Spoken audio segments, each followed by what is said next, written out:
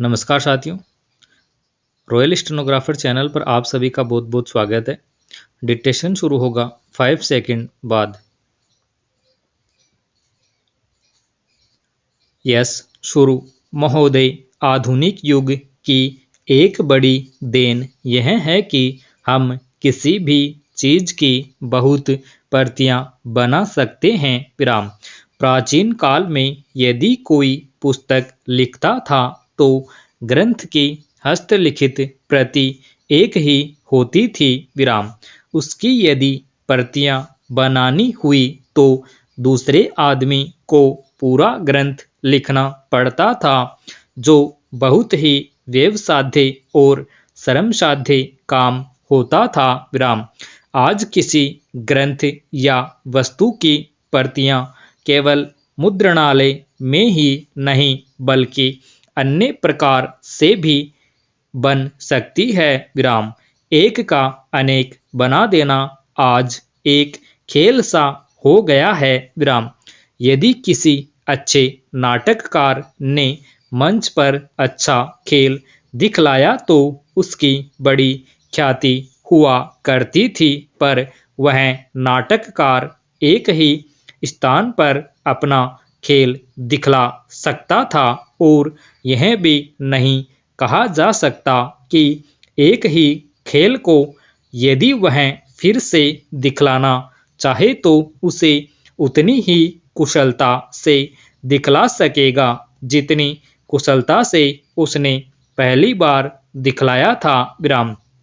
आज केवल यही नहीं कि नाटककार के चित्र की प्रतियां बहुत बन सकती है, बल्कि उसके चलचित्र की प्रतियां बनती है और साथ साथ उसकी वाणी भी सुनने में आ सकती है, और वह केवल एक स्थान पर ही नहीं बल्कि संसार के एक कोने से दूसरे कोने तक, जहां चाहे सभी स्थानों पर और जितनी बार चाहे सुन सकते हैं और देख सकते हैं। विराम।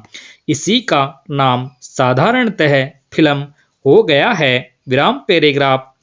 फिल्म में बड़ी शक्ति है। विराम। यदि अच्छे पात्र, अच्छे कथानक और अच्छा आदर्श दिखलाया जाए तो उसका प्रभाव बहुत ही अच्छा पड़ता है, जैसे किसी भी अच्छे नाटक का। विराम। पर वहाँ भी यदि कथानक दूषित हो, पात्र चरित्रवान न हो और गतिविधि उनकी ऐसी हो जो समाज अथवा व्यक्ति को ऊपर उठाने के बदले नीचे ले जाने वाली हो, तो उसका प्रभाव उतना ही बुरा पड़ता है। विराम। नाटक तो एक आदमी एक स्थान पर करके उसका भला या बुरा प्रभाव वहां बैठे हुए लोगों पर ही डाल सकता है।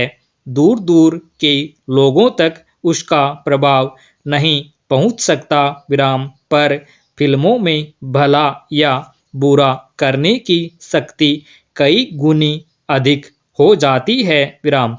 किसी फिल्म की जितनी प्रतियां बना ली जाती है, उतना ही उसका प्रभाव भी असीमित हो सकता है। विराम। इसलिए यह आवश्यक हो गया है कि जिस चीज में इतनी शक्ति हो, उसका उपयोग इस प्रकार से किया जाए कि उससे अच्छे से अच्छा फल मिले और उसमें किसी प्रकार की बुराई न आने पाए। विराम। आज सिनेमा का उपयोग 3 कामों में होता है: शिक्षा, मन बहलाव और प्रचार। विराम। ये तीनों काम जीवन में महत्वपूर्ण है। विराम।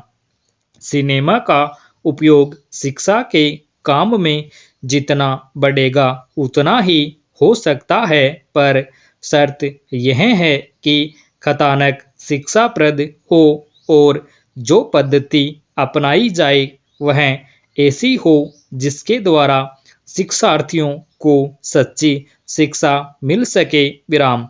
जब मैं शिक्षा शब्द का उपयोग करता हूँ तो मेरे ध्यान में केवल बच्चों की ही शिक्षा नहीं है। विराम स्टॉप।